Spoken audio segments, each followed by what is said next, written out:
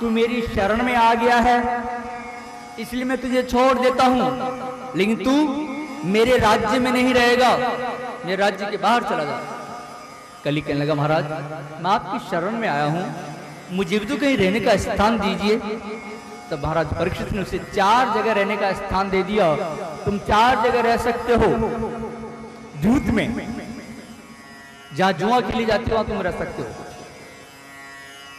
मदिरापान में तुम रह सकते हो, हिंसा में तुम रह सकते हो, और पर स्त्री संग में तुम रह सकते हो।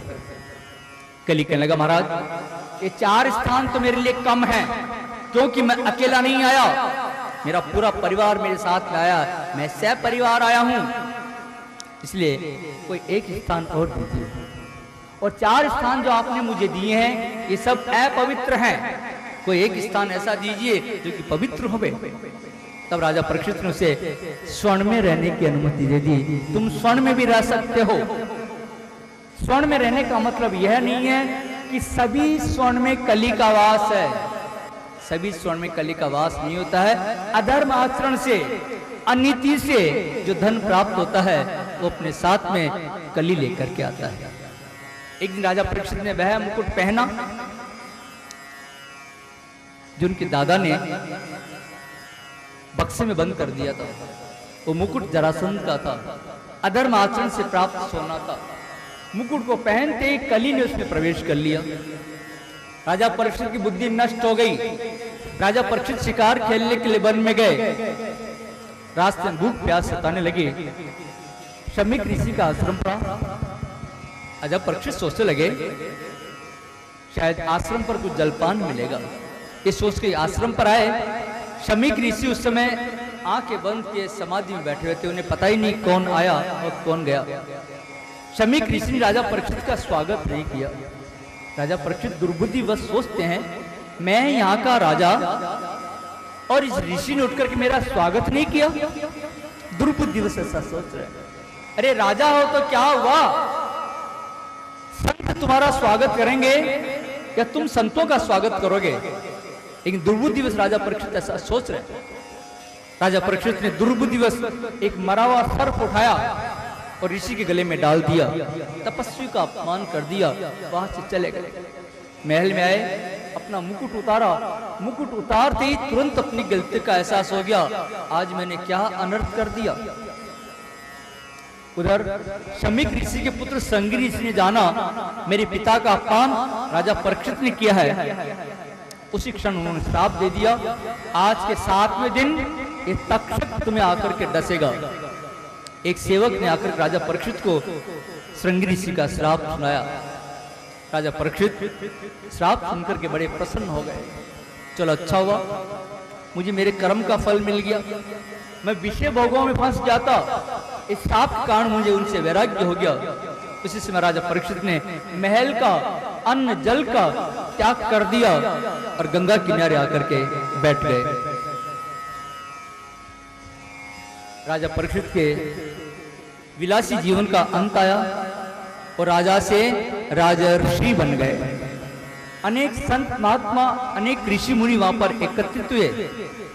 राजा परीक्षित ने सभी ऋषि मुनि को अपना पाप कर्म सुनाया और अपने उद्धार का उपाय पूछा। महाराज मुझसे पाप हो गया, मेरे उद्धार का कोई उपाय बताइए। लेकिन उन ऋषियों में से कोई भी राजा परीक्षित के उद्धार का उपाय नहीं बता सके। सभी ऋषि मुनि सोचते हैं मात्र 7 दिन में उद्धार का उपाय क्या हो सकता है। सभी की समझ के बाहर था। अंत में राजा परीक्षित ने प्रभु से प्रार्थना की, हे प्रभु, गर्भ के अंदर आपने ही मेरी रक्षा की थी, अतः आप ही मेरी मृत्यु को सुधारिए।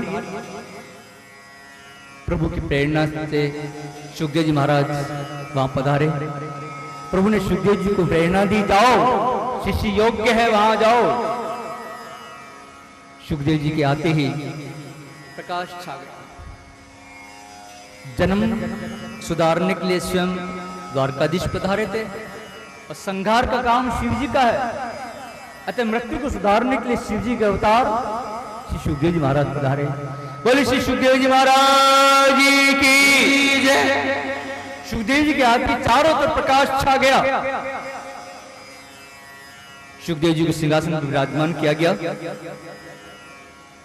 सुखदेव जी का आगमन हुआ है। 2 क्षण के लिए सुखदेव जी का पूजन होगा, उसके बाद में आगे कथा का हम लोग श्रवण करेंगे। राजा परीक्षित सुखदेव जी महाराज को साष्टांग प्रणाम किया और अपना पाप कर्म सुनाया। गुरुदेव, जी जी की मृत्यु सन्निकट हो, मृत्यु सामने खड़ी हो, उस समय जीव का क्या कर्तव्य होता है?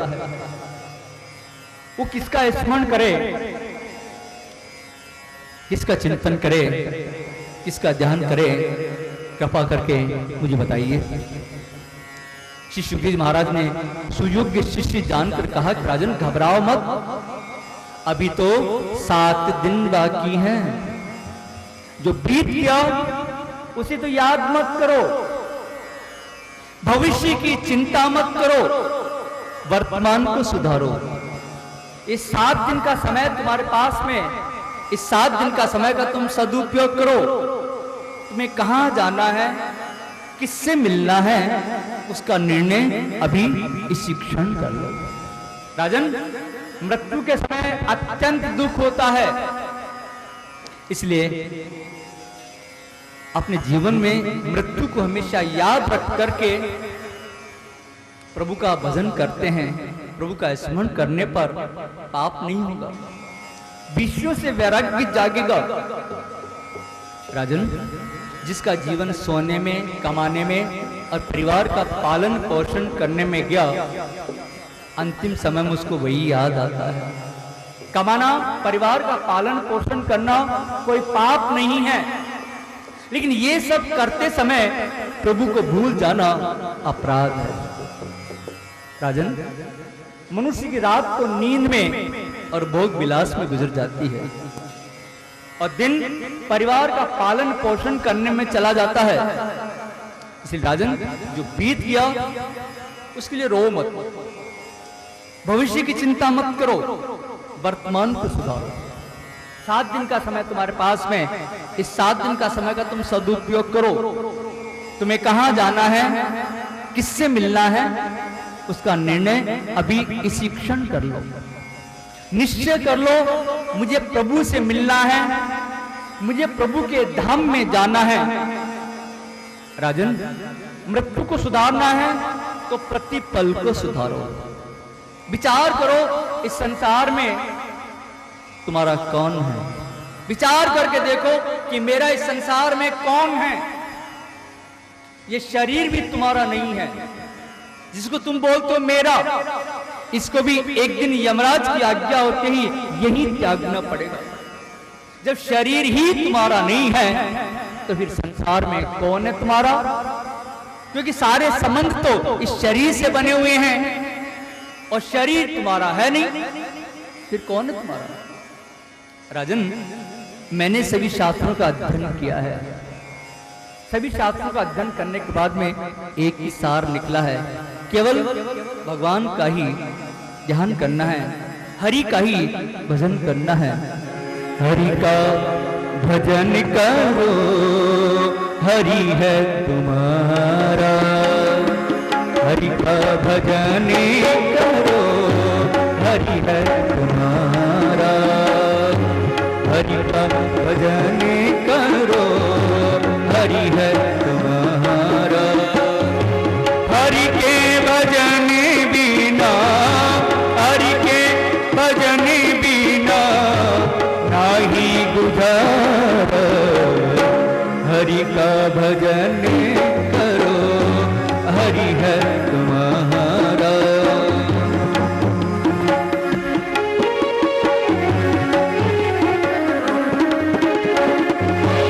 हरि नाम से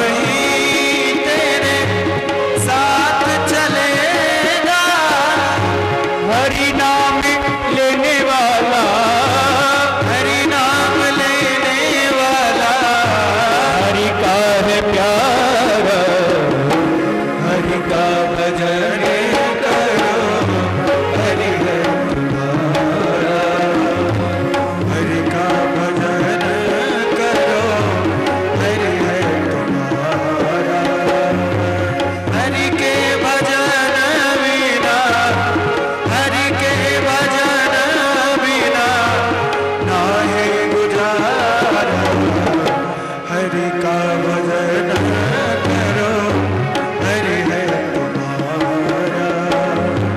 हरि का भजन करो, हरि है तुम्हारा। कोई कहे राधे श्याम, कोई कहे सीताराम, कोई कहे राधे श्याम, कोई कहे सीताराम। कोई गिरधरी गोपाल, कोई राधा रमण लाल, कोई गिरधर गोपाल, कोई राधा रमण लाल। वही हरि दीन बंधु, वही हरि दीन बंधु, वही हरि करुणा सिंधु, वही हरि करुणा सिंधु। नमो बारंबार। हरि का भजन करो, हरि है तुम्हारा। हरि का भजन करो, हरि है तुम्हारा। हरि के भजन बिना, हरि के भजन बिना नहीं गुजारा। हरि का भजन करो, हरि है तुम्हारा। हरि का भजन करो, हरि है तुम्हारा। सुख दुख भोगे जाओ, लेखा सब मिटाते जाओ। सुख दुख भोगे जाओ, लेखा सब मिटाते जाओ। हरि गुण गाते जाओ, हरि को रिझाते जाओ। हरि गुण गाते जाओ, हरि को रिझाते जाओ। वही हरि दीन बंधु, वही हरि दीन बंधु, वही हरि करुणा सिंधु, वही हरि करुणा सिंधु। सबका हरि का भजन करो, हरि है तुम्हारा। हरि का भजन करो, हरि है तुम्हारा।